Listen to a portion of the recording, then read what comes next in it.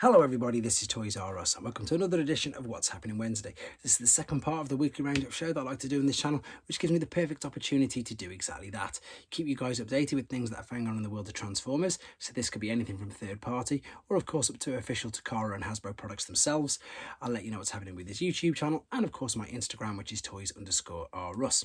Once again, we've got loads of things to go through. Again, third party, some in-hand images of some lovely looking Legacy Wave 2 figures and some, I suppose, random stuff as well, a bit like the ducks in the previous one. We're going to start off with something that I think looks absolutely brilliant. This is Newage's take on Grimlocks. This is a legend scale, it's H44, and again, I say this quite a lot, but they surprise me so much with how much articulation, how much detail, I suppose how much engineering that goes into these amazing looking toys, and I just can't wait to see any of these in hand and have a play with them. You can see he comes with quite a few accessories. It looks like you can do the changing eyes as well. He's got blue eyes there, but red eyes in that particular one, so that looks really interesting. So you've got cartoon and toy accurate, however you want to display it. Again, look at that posability for the figure is brilliant. We've got an official image that they're using obviously to market with him standing on top of the Sharkticons, and we've got a brilliant shot there of him with, of course, the take on Optimus Prime as well. Again, looks really good. Right, next thing, this is quite funny, but not as funny as the ducks. This is Takara Tomi's Monster Treads, and this is Monster Truck chibi style versions of two, of course, of our favourite characters. So we've got Optimus Prime there, we've got Bumblebee, and they've got the great big tyres and the wheels, and they do light up with LEDs. Don't know too much more about this just yet, but they are, as you can see, being officially marketed on Takara Tomi's Hasbro website. Moving on, this looks very good. Excuse the glare. This is Iron Factory's Legend Scale take on liokaiser. So we've got some colour images of them there, and we've got them in their alternate modes. No more images on this, unfortunately, yet. Even on their own Weibo page, there's just these two images. Yes, I love liokaiser. I can't wait to see what this guy looks like either. Right, Jada toys now. So this is something that we talked about not so long ago, but it's actually been spotted in stores in America already. So do you remember this? That was the much cheaper version of the auto-converting Optimus Prime, shall we say. So he's already out. There's a couple of other YouTubers who've done videos on him, and to be honest, it's very popular by the looks of it. Looks like a good alternative for those, obviously, people like myself in the UK who couldn't really get a RoboSen anyway. Right, moving on. This stuff always baffles me, and I think it's really interesting. Unfortunately, I'm not going to show you any pictures. Well, I can show you this, but it is just notes. I'm going to read you this. So this is warehouses of Hasbro US have received the biggest shipment of Transformers Rise of the Beast gimmick toy line to date. And the new shipment was received on May the 20th and also contains the most variety as well. So all these figures are coming in, and they're, again, into the shores of the US, and all the coast guards and everything, or whatever, they're all telling us what's arriving and what's docking in. So we've got Rise of the Beast Power Alliance 2-pack Optimus Prime. We've got the code for it and everything on here, and there's 6 items per case, and then there's also Rise of the Beast Power Combiners assortments. That sounds really interesting, doesn't it? There's no other news on it. All we know is that they're on US shores, and I imagine that we will be seeing some of them very soon. This information is off TFW 2005 if you want to check it out yourself. Onto more strange things again, and I've got to read this to make sure I get it right. So this is the Kotobukiya, probably got it wrong, apologies for my horrendous pronunciation.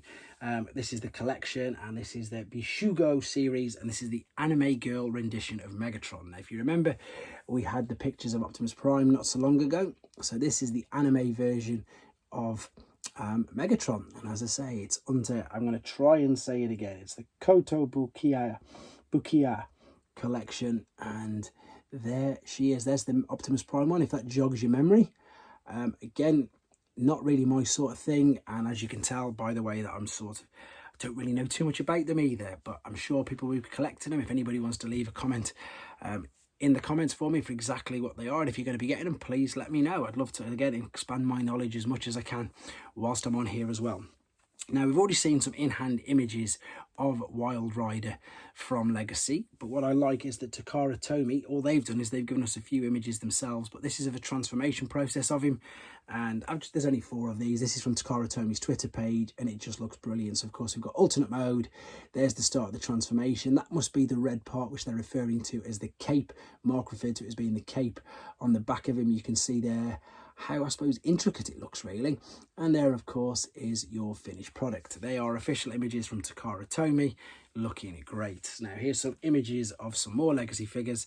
They look to be exactly the same figures, but they're not, again, official images as of yet.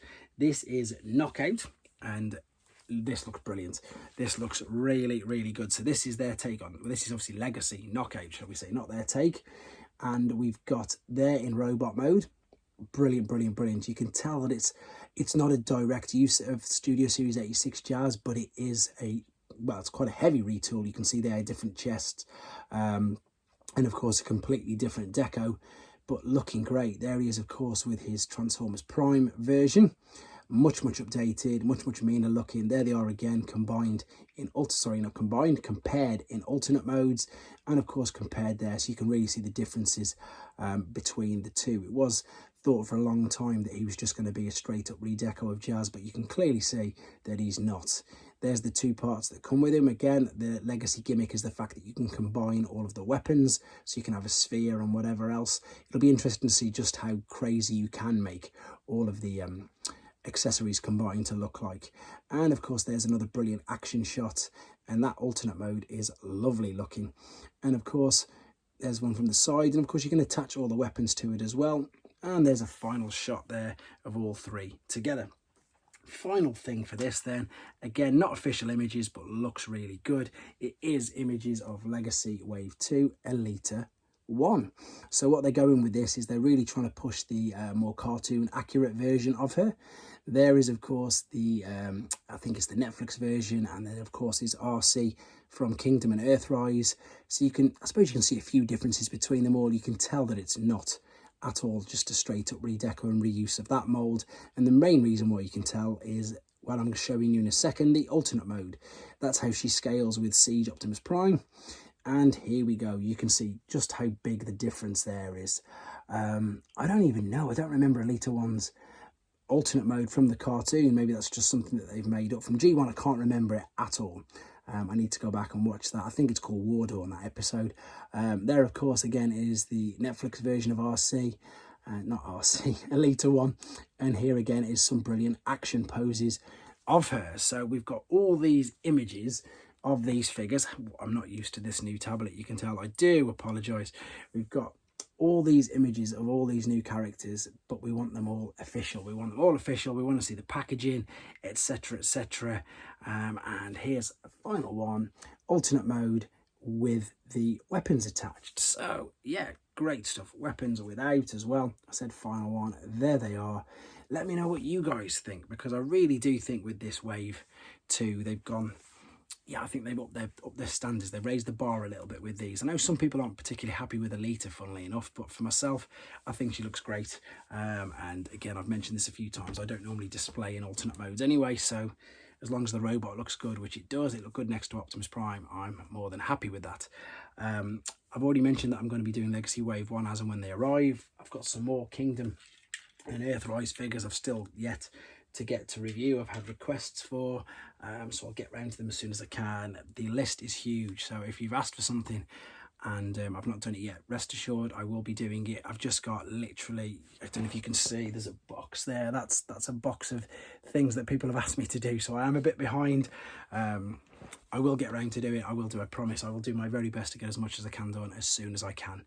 And again, just a huge thank you to you guys for watching this and for supporting me, and again, keeping me up to date with fresh ideas for content. Thank you very much, guys. Take care. Thanks for watching. Like and comment, and don't forget to subscribe.